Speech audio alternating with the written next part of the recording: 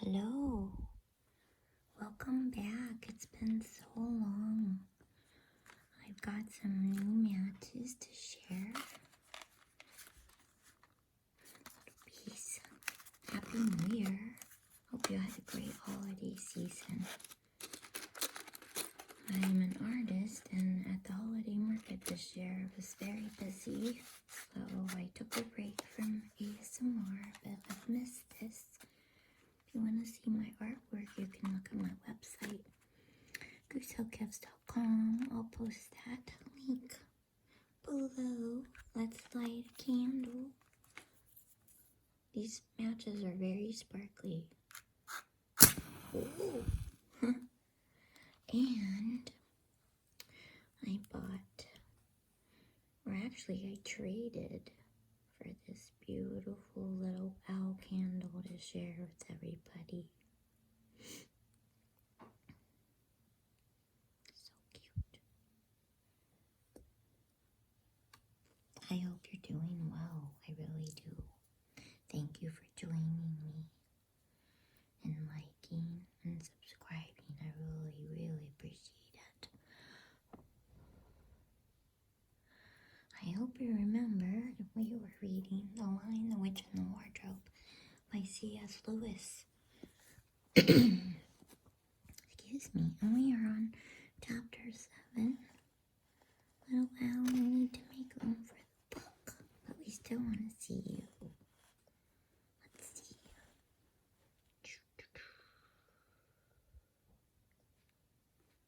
Okay, let's see how this works. I'm gonna read chapters 7 and 8.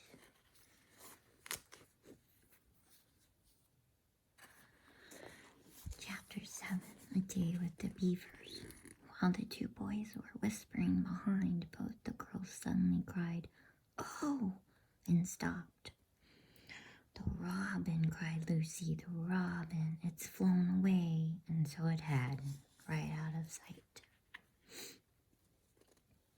"And now what do we do?" said Edmund, giving Peter a look which was as much as to say, "What did I tell you?" "Shh, look," said Susan. "What?" said Peter. "There's something moving among the trees over there to the left." They all stared as hard as they could, and no one felt very comfortable. "There it goes again," said Susan presently. "I saw it that time too," said Peter. "It's still there. It's just gone behind that big tree." "What is it?" asked Lucy, trying very hard not to sound nervous.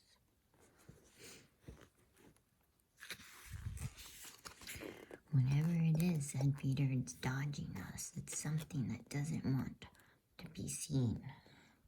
"Let's go home," said Susan. And then, though nobody said it out loud, everyone suddenly realized the same fact that Edmund had whispered to Peter at the end of the last chapter. They were lost. "What's it like?" said Lucy. It's a kind of animal," said Susan. And then, look, quick, there it is."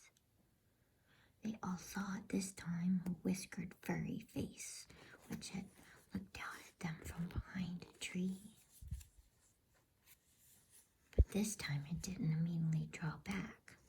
Instead, the animal put its paw against its mouth, just as humans put their finger on their lips when they are signaling to you to be quiet. Then it disappeared again. The children all stood holding their breath. A moment later, the stranger came out from behind the tree, glanced all around as if it were afraid someone was watching, said, "Hush," made signs to them to join it in the thicker bit of wood where it was standing, and then once more disappeared. "I know what it is," said Peter. "It's a beaver. I saw the tail." "It wants us to go to it," said Susan, "and it is warning us not to make a noise." "I know," said Peter. "The question is, are we to go to it or not? What do you think, Lou?" "I think it's a nice beaver," said Lucy. "Yes, but how do we know?" Oh, said Edmund. Shan't we have to risk it? Said Susan. I mean, it's no good just standing here, and I feel I want some dinner. At this moment, the beaver again popped its head out from behind the tree and beckoned earnestly to them. Come on, said Peter, let's give it a try. All keep close together.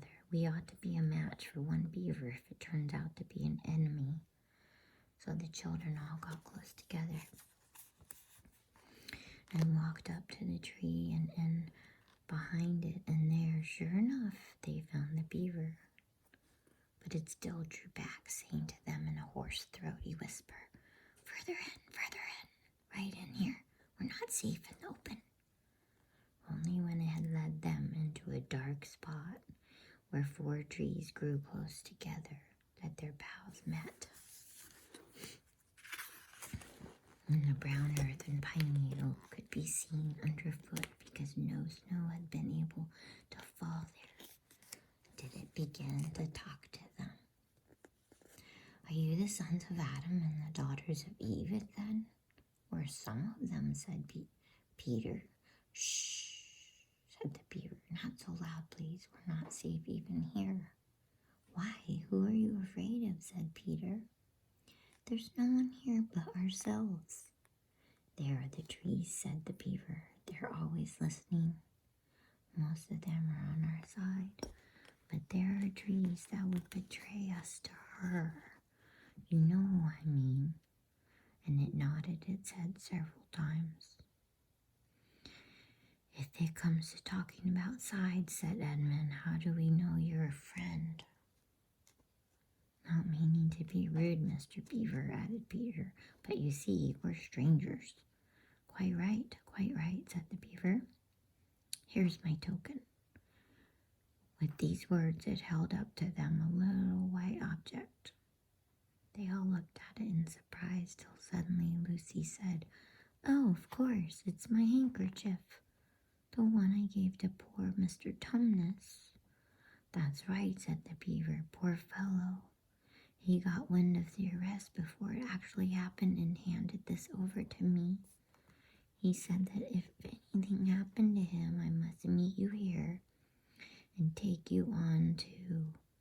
Here the beaver's voice sank into silence, and he gave 1 or 2 very mysterious nods.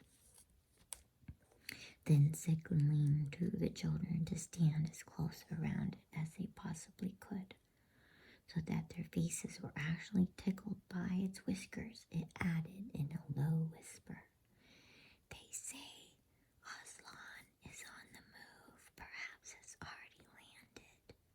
And now a very curious thing happened. None of the children who knew who Aslan was any more than you do. But the moment the beaver had spoken these words, everyone felt quite different.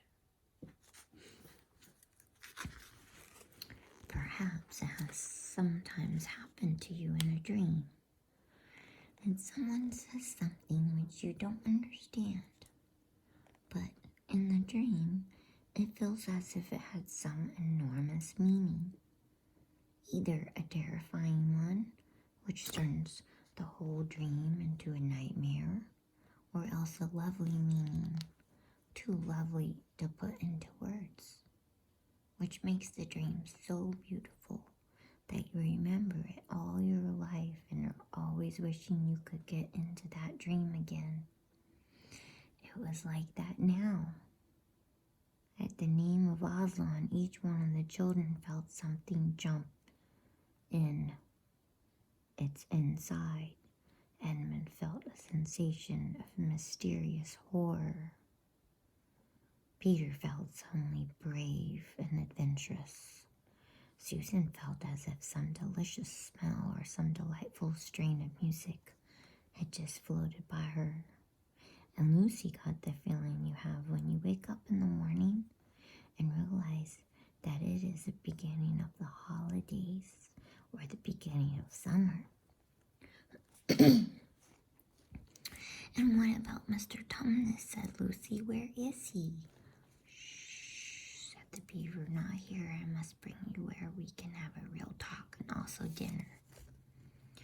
No one except Edmund felt any difficulty about trusting the beaver now, and everyone, including Edmund, was very glad to hear the word dinner.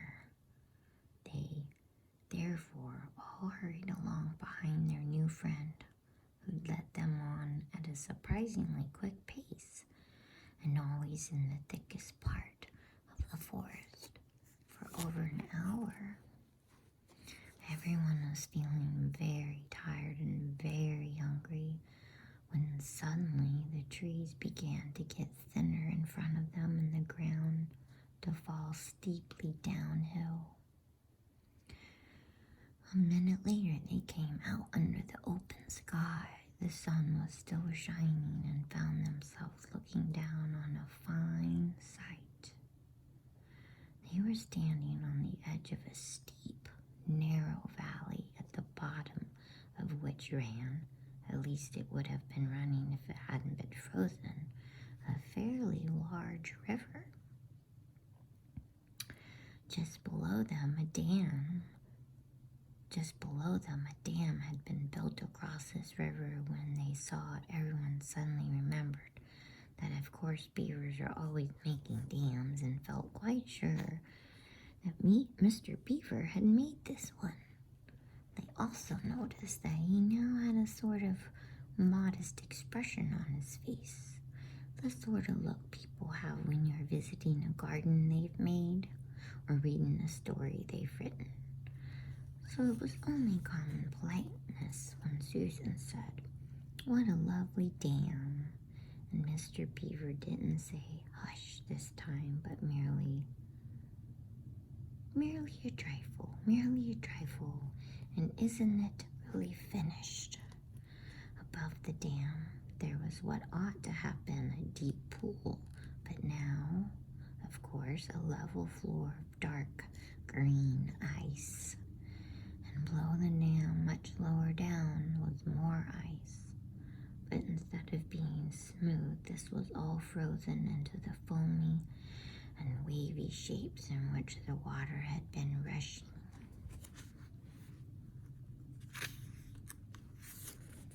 Along at the very moment when the frost came, and where the water had been trickling over and spurting through the dam, there was now a glittering wall of icicles, as if the side of the dam had been covered all over with flowers and wreaths and festoons of the purest sugar. And out in the middle, and partly on top of the dam, was a funny little house, shaped rather like an enormous beehive. And from a hole in the roof, smoke was going up, so that when you saw it, especially if you were hungry, you at once thought of cooking and became hungrier than you were before. That was what the others chiefly noticed, but Edmund noticed something else. A little lower down the river, there was another small river which came down another small valley to join it, let me start over. A little lower down the river, there was another small river which came down another small valley to join it. And looking up that valley, Edmund could see two small hills, and he was almost sure they were the two hills which the White Witch had pointed out to him when he parted from her at the lamppost that other day. And then, between them, he thought, must be her palace, only a mile off or less. And he thought about Turkish delight and about being a king. And I wonder how Peter will like that, he asked himself, and horrible ideas came into his head. Here we are, said Mr. Beaver, and it looks as if Mrs. Beaver is expecting us. I'll lead the way, but be careful and don't slip. There they are. The top of the dam was wide enough to walk on, though not for humans a very nice place to walk because it was covered with ice. And though the frozen pool was level with it on one side, there was a nasty drop to the lower river on the other. this route, Mr. Beaver led them in single file right out to the middle, where they could look a long way up the river and a long way down it. And when they had reached the middle, they were at the door of the house. "Here we are, Mrs. Beaver," said Mr. Beaver. "I've found them. Here are the sons and daughters of Adam and Eve." And they all went in. The first thing Lucy noticed as she went in was a burring sound. The first thing she saw was a kind-looking old she-beaver sitting in the corner with a thread in her mouth, working busily at her sewing machine.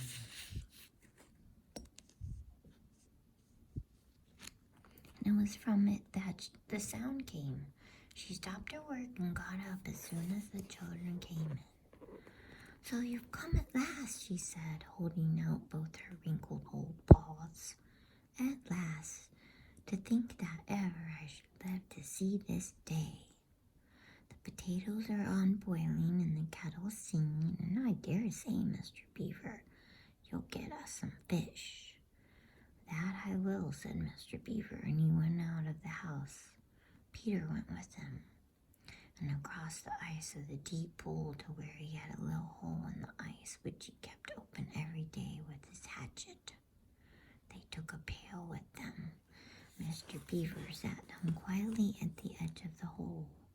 He didn't seem to mind it being so chilly. Looked hard into it, then suddenly shot in his paw, and before you could say Jack Robinson had whisked out a beautiful trout. Then he did it all over again until they had a fine catch of fish.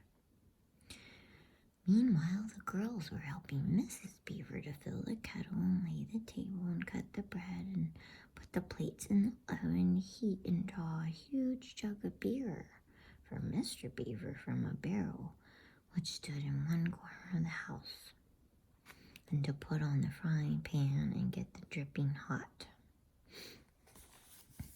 Lucy thought the Beavers had a very snug little home, though it was not at all like Mr. Tumnus's cave. There were no books or pictures, and instead of beds there were bunks like on board ship built into the wall. And there were hams and strings of onions hanging from the roof. And against the walls were gum boots and oilskins and hatchets and pairs of shears and spades and trowels and things for carrying water in, and fishing rods and fishing nets and sacks. And the cloth on the table, though very clean, was very rough. Just as the frying pan was nicely hissing, Peter and Mr. Beaver came in with the fish, which Mr. Beaver had already opened with his knife and cleaned out in the open air. You can think how good the new caught fish smelled while they were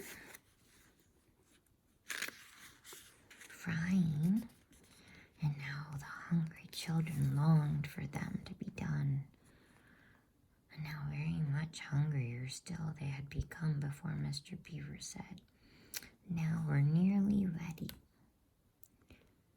Susan drained the potatoes and then put them all back in the empty pot to dry on the side of the range, while Lucy was helping Mrs. Beaver to dish up the trout, so that in a very few minutes everyone was drawing up their stools. It was all three-legged stools in the Beaver's house, except for Mrs. Beaver's own special rocking chair beside the fire, and preparing to enjoy themselves. There was a jug of creamy milk for the children. Mr. Beaver stuck to beer, and a great big lump of deep yellow butter in the middle of the table, from which everyone took as much as he wanted to go with his potatoes. And all the children thought, and I agree with them, that there's nothing to beat good freshwater fish if you eat it when it has been alive half an hour ago, It has come out of the pan half a minute ago. And when they had finished the fish, Mrs. Beaver brought unexpectedly out of the oven a great and gloriously sticky marmalade roll, steaming hot, and at the same time moved the kettle onto the fire so that when they had finished the marmalade roll, the tea was made and ready to be poured out. And when each person had got his or her cup of tea, each person shoved back his or her stool so as to be able to lean against the wall and gave a long sigh of contentment. "And now," said Mr. Beaver, pushing away his empty beer mug and pulling his cup of tea toward him, "if you'll just wait till I've got my pipe lit up and going nicely, why, now we can get to business." "It's snowing again," he added, cocking his eye at the window. "That's all the better, because it means we shan't have any visitors. And if anyone should have been trying to follow you, why, he won't find any tracks." A little sip of water before we start chapter 8. I think this chapter's a little shorter.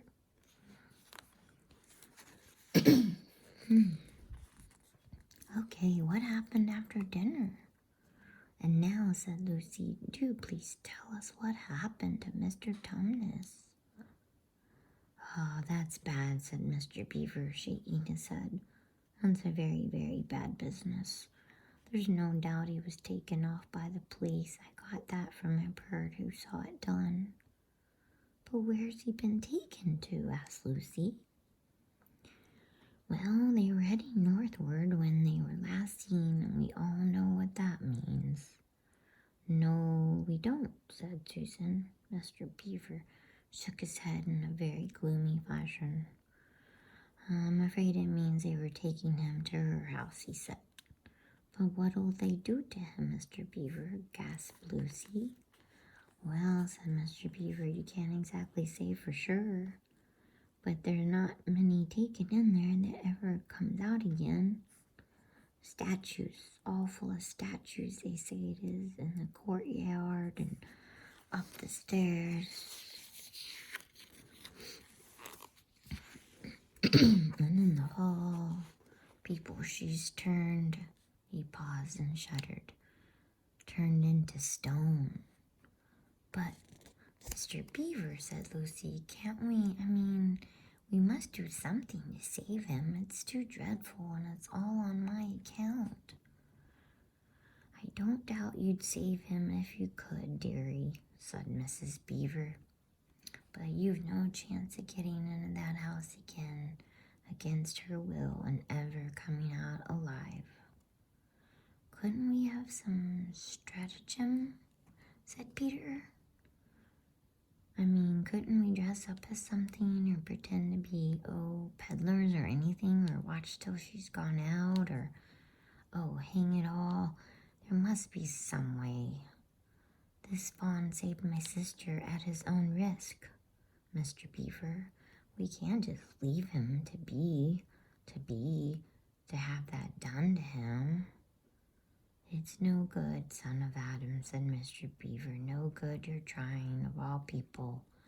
But now that Aslan is on the move." "Oh, yes, tell us about Aslan," said several voices at once. For once again that strange feeling, like the first signs of spring, like good news, had come over them. "Who is Aslan?" asked Susan. "Aslan?" said Mr. Beaver. "Why, don't you know? He's the king. He's the lord of the whole wood, but not often here, you understand. Never in my time or my father's time. But the word has reached us that he's come back. He is in Narnia at this moment. He'll settle the White Queen all right. It is he, not you, that will save Mr. Tumnus." "She won't turn him into stone too?" said Edmund. Lord love you, son of Adam, what a simple thing to say, answered Mr. Beaver with a great laugh. Turn him into stone? If she can stand on her 2 feet and look him in the face, it'll be the most she can do, and more than I expect of her. No, he'll put all to rights, as it says in an old rhyme in these parts. Wrong will be right when Aslan comes in sight. At the sound of his roar, sorrows will be no more. When he bares his teeth, winter meets its death. And when he shakes his mane, we shall have spring again. You'll understand when you see him. But shall we see him? Asked Susan. Why, daughter of Eve, that's what I brought you here for. I'm to lead you where you shall meet him, said Mr. Beaver. Is he a man? Asked Lucy. Aslan a man? Said Mr. Beaver sternly. Certainly not. I tell you, he's the king of the wood and the son of the great emperor beyond the sea. Don't you know who is the king of beasts? Aslan is a lion, the great lion. Oh, said Susan, I thought he was a man.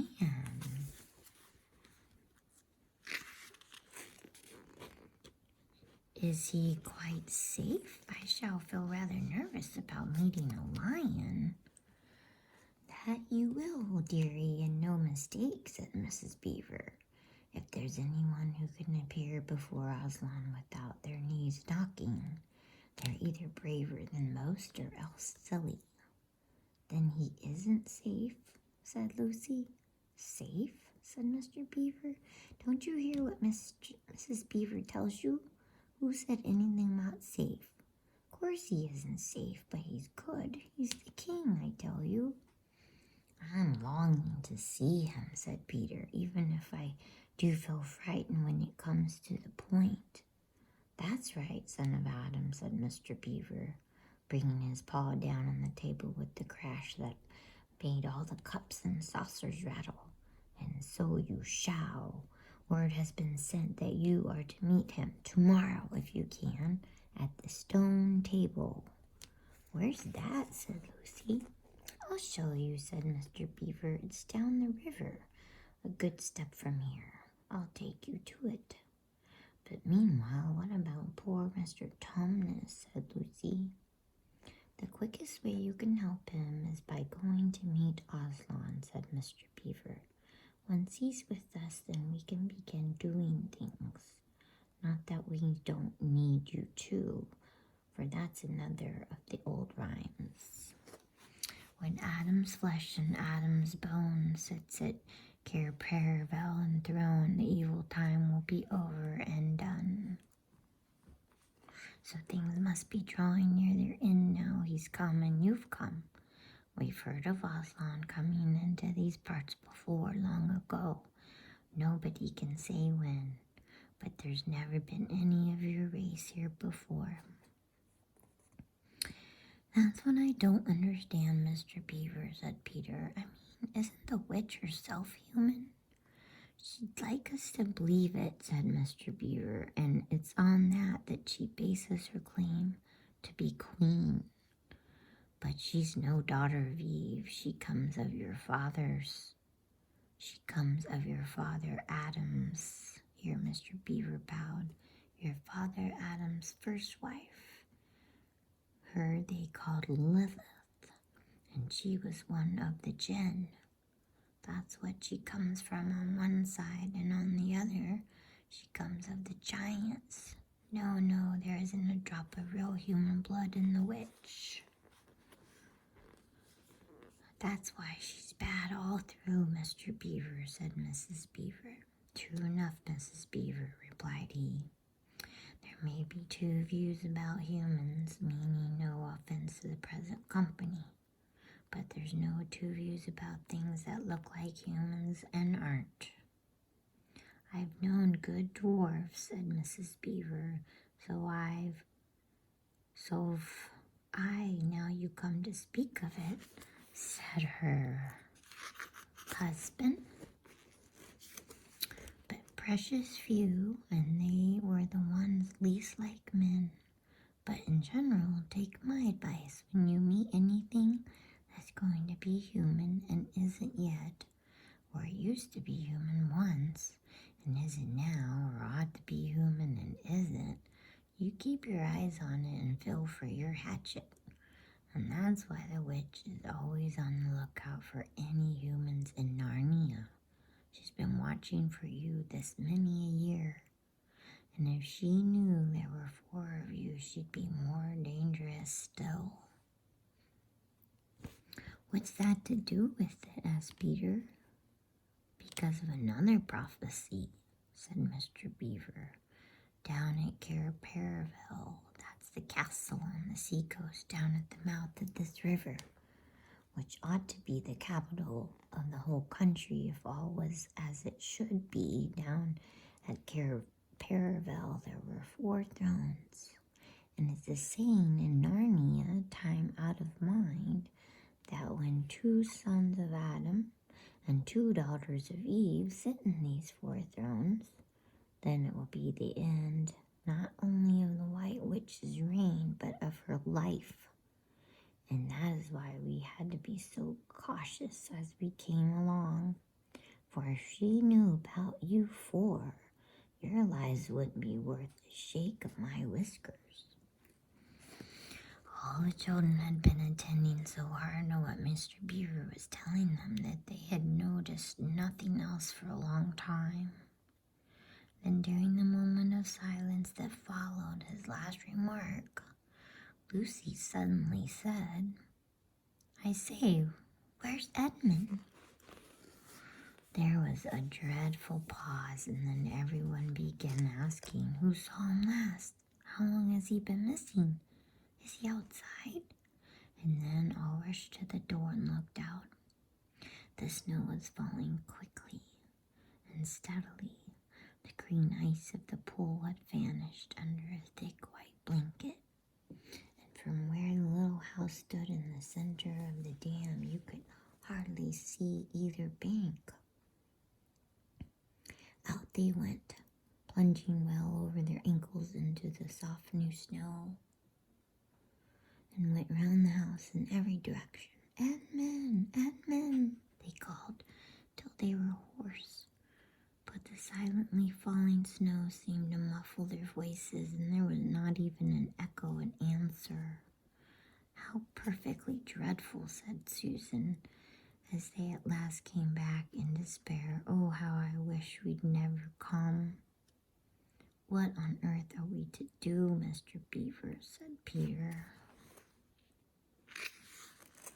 Do, said Mr. Beaver, who was already putting on his snow boots. Do? We must be off at once. We haven't a moment to spare. We'd better divide into 4 search parties, said Peter, and all go in different directions. Whoever finds him must come back here at once. And search parties, son of Adam, said Mr. Beaver. What for? Why, to look for Edmund, of course. There's no point in looking for him, said Mr. Beaver. What do you mean, said Susan. He can't be far away yet, and we've got to find him. What do you mean when you say there's no use looking for him? The reason there's no use looking, said Mr. Beaver, is that we know already where he's gone. Everyone stared in amazement. Don't you understand, said Mr. Beaver. He's gone to her, to the White Witch. He has betrayed us all. Oh, surely. Oh, really, said Susan. He can't have done that. Can't he, said Mr. Beaver, looking very hard at the 3 children. And everything they wanted to say died on their lips, for each felt suddenly quite certain inside that this was exactly what Edmund had done. But will he know the way, said Peter. Has he been in this country before, asked Mr. Beaver. Has he ever been here alone? Yes, said Lucy, almost in a whisper. I'm afraid he has. And did he tell you what he'd done or who he'd met. Well, no, he didn't, said Lucy. Then mark my words, said Mr. Beaver. He has already met the White Witch and joined her side and been told where she lives. I didn't like to mention it before, he being your brother and all, but the moment I set eyes on that brother of yours, I said to myself, treacherous. He had the look of one who has been with the witch and eaten her food. Can always tell them if you've lived long in Narnia. Something about their eyes. All the same, said Peter in a rather choking sort of voice. We'll still have to go and look for him. He is our brother, after all, even if he's rather a little beast and he's only a kid. Go to the witch's house, said Mrs. Beaver. Don't you see that the only chance of saving either him or yourselves is to keep away from her? How do you mean, said Lucy. Why, all she wants is to get all four of you. She's thinking all the time of those 4 thrones at Caravel. Once you were all 4 inside her house, her job would be done, and there'd be 4 new statues in her collection before you'd had time to speak. But she'll keep him alive as long as he's the only one she's got, because she'll want to use him as a decoy, as bait to catch the rest of you with. Oh, can no one help us? Wailed Lucy. Only Aslan, Mr. Beaver, said Mr. Beaver. We must go on and meet him. That's our only chance now. It seems to me, my dears, said Mrs. Beaver, that it is very important to know just when he slipped away. How much he could tell her depends on how much he heard. For instance, had we started talking of Aslan before he left?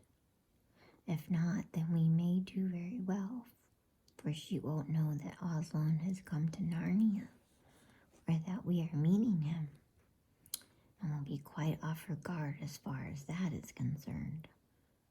I don't remember his being here when we were talking about Aslan, began Peter, but Lucy interrupted him. Oh yes, he was, she said miserably. Don't you remember it was he who asked whether the witch couldn't turn Aslan into stone too? So he did, my Jove, said Peter. Just the sort of thing he would say too. Worse and worse, said Mr. Beaver. And the next thing is this. Was he still here when I told you that the place for meeting Aslan was the stone table? And of course, no one knew the answer to this question. Because if he was, continued Mr. Beaver, then she'll simply sledge down in that direction and get between us and the stone table and catch us on our way down. In fact, we shall be cut off from Aslan. But that isn't what she'll do first, said Mrs. Beaver, not if I know her. The moment that Edmund tells her that we're all here, she'll set out to catch us this very night. And if he's been gone about a half hour, she'll be here in about another 20 minutes. You're right, Mrs. Beaver, said her husband. We must all get away from here. There's not a moment to lose. And that is gonna be it for tonight. Next time, don't worry, it won't be a whole month from now. Hopefully next week, I'll read chapters 9 and 10. Chapter 9 is in the witch's house. So, again, I can't thank you enough for listening, spending your time here, liking and subscribing. It means a lot to me, and it's good to be back. And I'm gonna blow out the candle. Hope you have a wonderful day or night, and thank you.